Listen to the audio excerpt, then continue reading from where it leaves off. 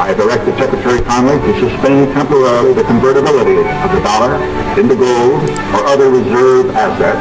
And I have come to the position of asking, has monetary policy ever done any good? I don't think it has. I think it has done only harm. Bitcoin.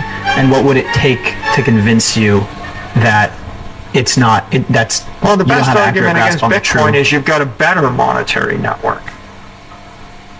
And if you had a better monetary network, then all the smart money in the world, all the smart people with money would be using it, right? So Bitcoin has accumulated the most physical power in terms of electricity, the most computer power in terms of hash power.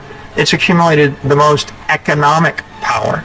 $700, $800 billion of real money has been invested in it. It's got the highest market cap, worth 1.3, 1.4 trillion, and it's accumulated the most political power. Hundreds of millions of people who are passionate about defending it. And so, how do you know it's not working? Well, if someone came along and launched something that was more popular with intelligent people.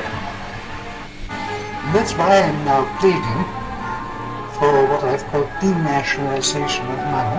How do you think that it would work? Would the major banks such as Chase Manhattan issue currencies or gold coins issued? How would it? Now the governments can stop people from issuing money. They can hardly stop them from opening accounts in something. After all, in the modern world, hand-to-hand money, coins and paper is no longer the most important. There are credits and credit cards for a substitute. So I think we can forget about existing money and existing banks, and we gradually open a system of accounts which will displace money. That's a fascinating concept. Maybe the unit one day will be.